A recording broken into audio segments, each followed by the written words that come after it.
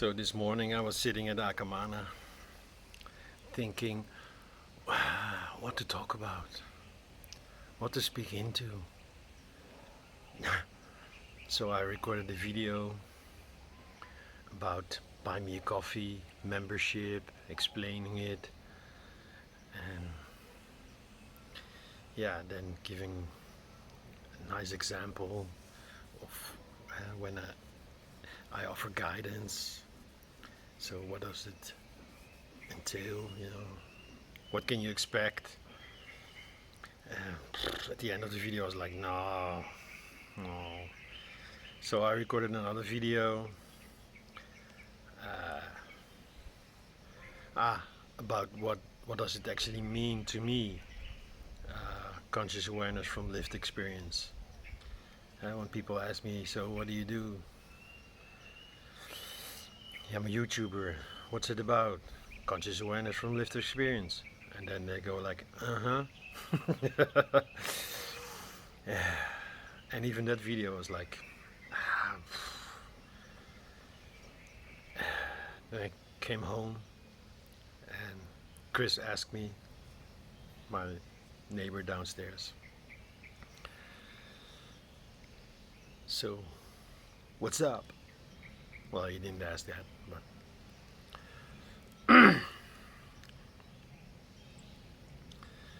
and I told him like the insight I had, which led to a deep grief release.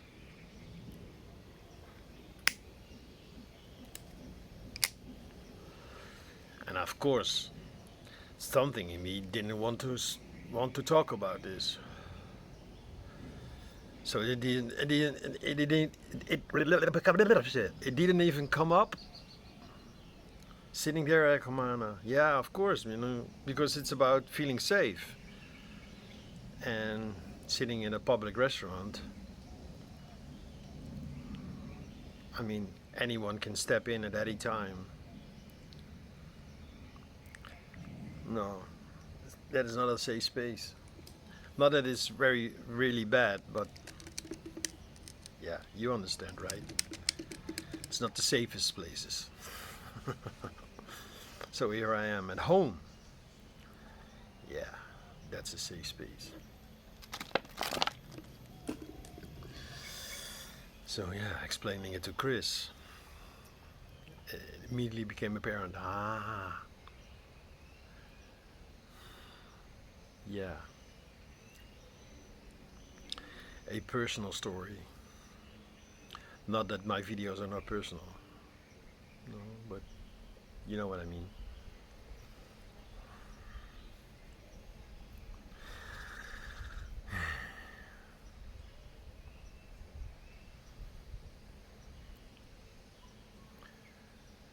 I suddenly realized what it is that I missed mostly after the breakup. What do I miss most about Bianca? And I didn't know her that long. I think a couple of months, and I was visiting her at her place. I was still living in a community, and where I met her. And I remember that we were walking back from, I think it was the Action, some shop. And we were sitting in somewhere in the grass, and suddenly she went into this deep grief and cried like a baby. And I could just sit there and hold space for her, and that felt so good for both of us. Her feeling safe enough to finally release, and me feeling grounded enough to just hold space. No need to fix, no need to soothe, no need to comfort, no need to give advice. No, just be present. And I was just being present. It helped. I was totally in love with her, and she was slowly falling in love with me. So yeah, that helped. I mean, in the begin, in the beginning, yeah, in the beginning, that was, and then later on, you know, during the relationship, it happened. Yeah, once in a while, she.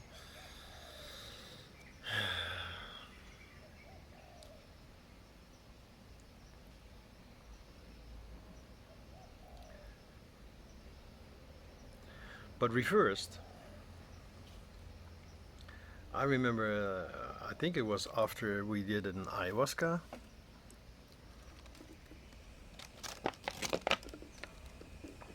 I was in the living room, in her living room, when I moved in with her.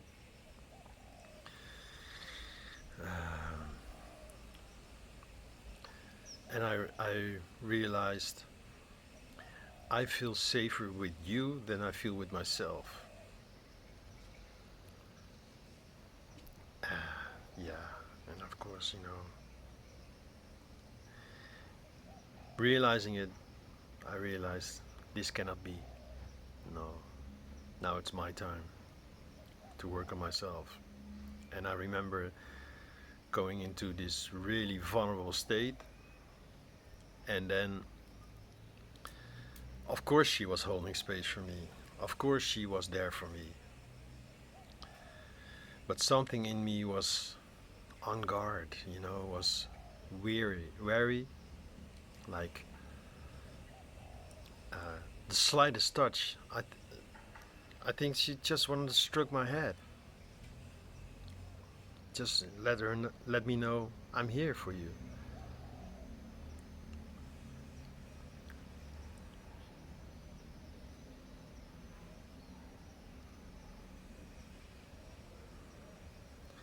Yeah, I think that's one of the important things, you know, if you touch someone while they're in this state,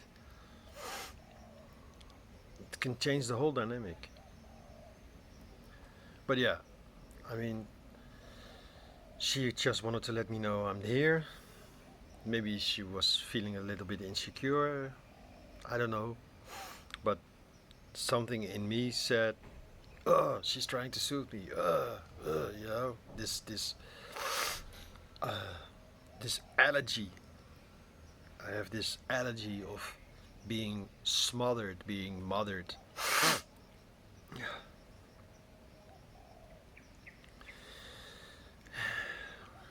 Which might not have been the case, but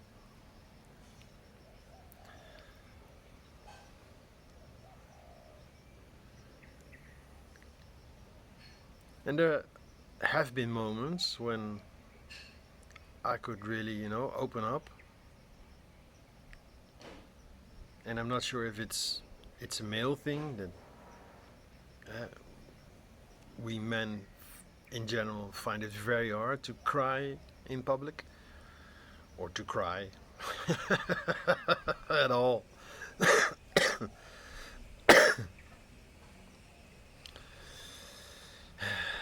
You're not allowed to be too vulnerable because, you know, it can kill you. Well, actually, it's quite the opposite. So thinking back of uh, this deep feeling of being safe we used to have, because that disappeared slowly. It degraded slowly. Slowly, I was no longer safe to her, and I'm not sure if she ever was safe to me, if I ever really felt safe. But yesterday I had the insight, wait, so something in me is always finding an excuse that, you're not safe, so don't open up. Because,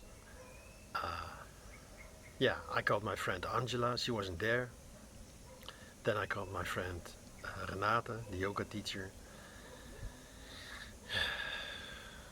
She didn't pick up, but sent me a message. I will call you back in 10 minutes.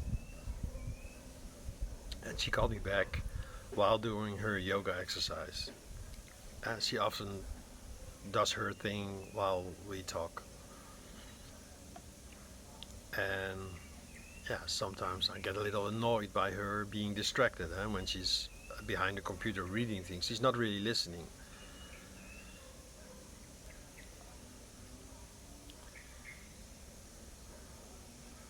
She claims she is. Yeah, I can multitask. But yeah, me being in this vulnerable state of really, realizing what it is that I was missing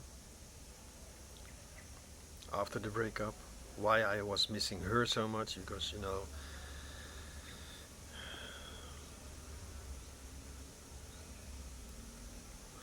it's rare that I feel safe enough around someone, and it's even more rare to feel uh, so safe as I felt with her, with Bianca.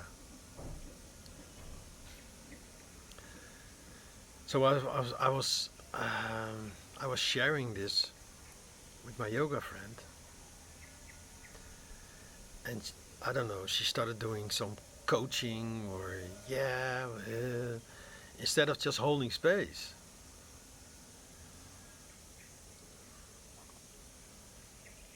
At some point, she did like a headstand, and she asked me, "Can you feel it?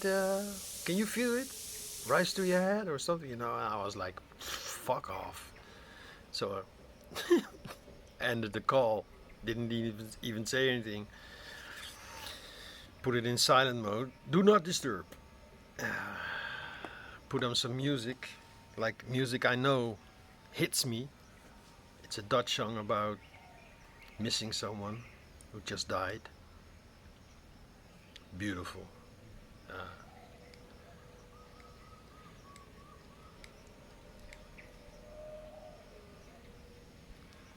it's very Dutch, so even with uh, subtitles, I'm not sure if you really get the feeling. Maybe if you just feel and don't listen to the lyrics. I might add it in the description, the link. So I hang up, put on this music, and cried like a baby. Because while talking to my yoga friend, it was already there, but because of what she was doing. And then I realized, well, wait.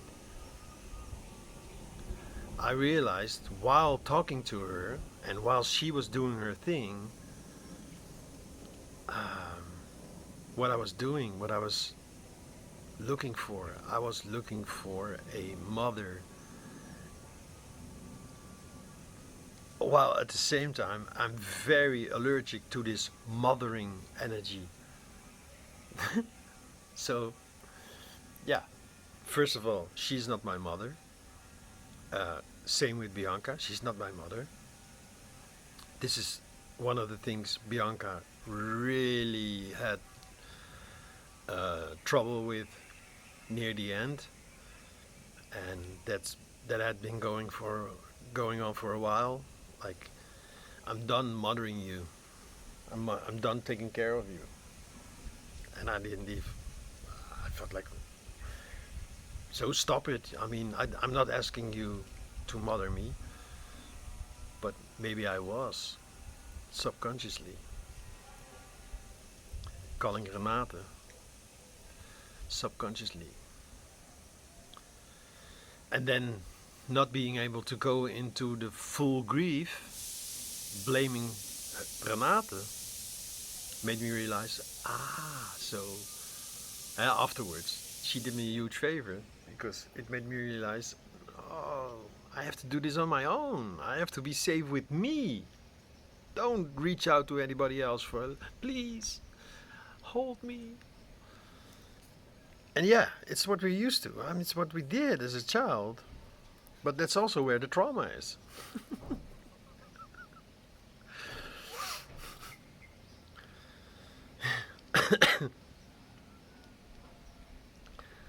So I actually didn't need a mother. I actually didn't need anything. Yeah, maybe someone holding space, but I had to hold space for me.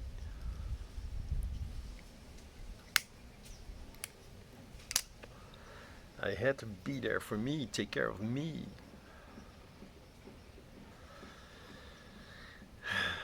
I can still feel it. I'm still,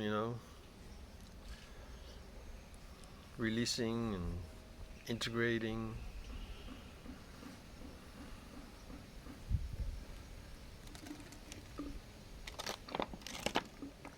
And the irony is that the next day,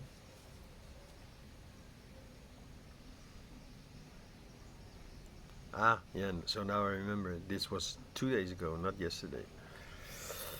So yesterday, the irony, uh, Angela calling me, and I've been helping her with some energetic exercises, guided meditation and all. And then, yeah, I was about to show her or have her experience how to give yourself a healing, and we went deep into uh, some theme, um, the feeling of being obligated, and yeah, she went deep into it, and then my idea was that she would give herself a healing afterwards, but she couldn't. So I offered to give a healing, and whoa, my hands were burning actually, and the light was bright, the energy was fierce, like intense, strong. And then later I called Renate, and we also had like yeah, we also did exercise and doing some for them. Yeah, this was more like a reading.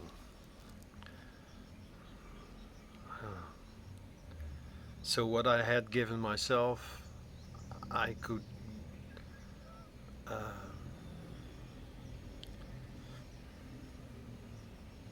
pass it on forward, right? That is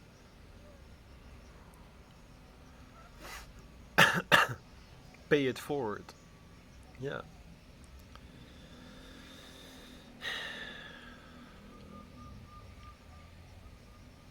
Going through that grief on my own. Um, yeah, I want to say it felt empowering, but no, no, it's still,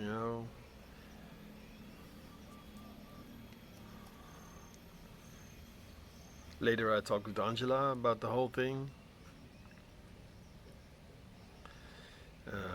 Even with Renate, and then I had to talk with Renate about it, and Angela said she did you a favor, yes, okay, and then I talked with Renate and pointed it out, and yeah, she changed mode. When I was saying this, like, she suddenly went into the listening mode. It's weird.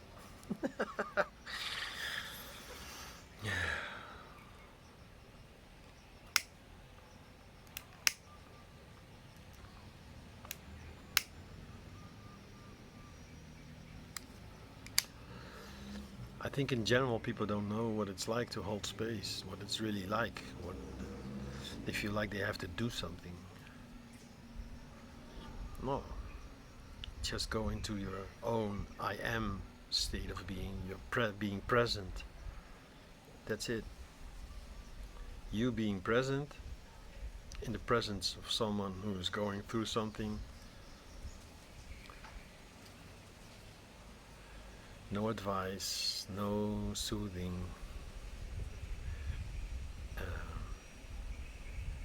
no touching. Maybe if the other one really asks for it, or you feel it's okay, but be careful. Just be there, And yeah, you might feel uncomfortable, so be with your own uncomfort. Then you're being present. I remember there were moments that I felt really uncomfortable, and then the other person said, "Whoa, I could really feel your presence." All the while, my mind was going, "You need to do something. You need to do something. You need to fix this. You need to."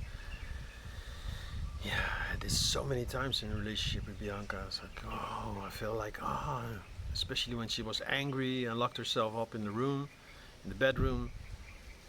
Oh man, it was a feeling. I felt horrible. I need to fix this. No, these are beautiful life lessons.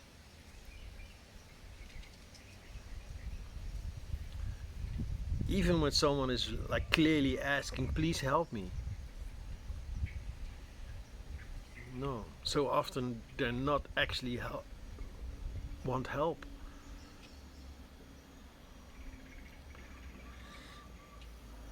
They don't need fixing.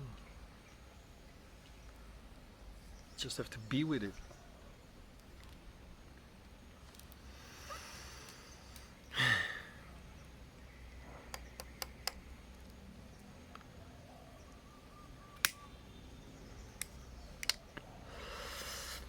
Yeah, the whole Malaysia trip, and then being tired. I guess my guard was down because I'm tired, no longer working. When Angela was doing the exercise, she was working really hard. And I learned this, and when I did the courses of intuitive development, psychic healing, psychic reading, so often the teacher said, "Yeah, it's hard work, huh?" Yeah, no. Relax. You don't have to do your best.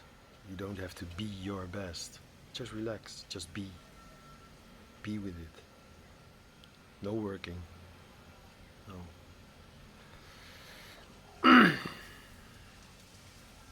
And of course, yeah.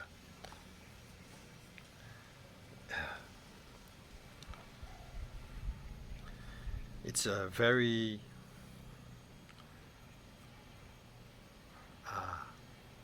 habit. Stubborn habit.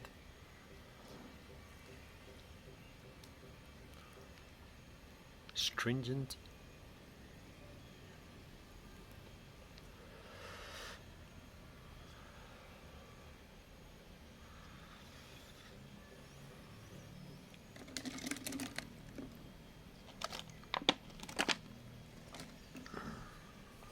Okay.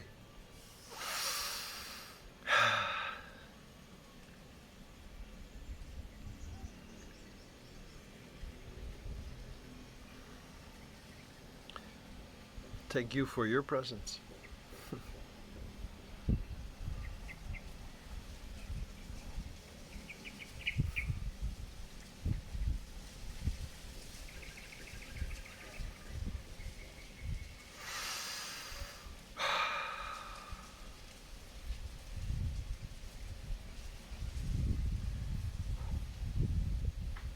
I think I'm gonna cry some more.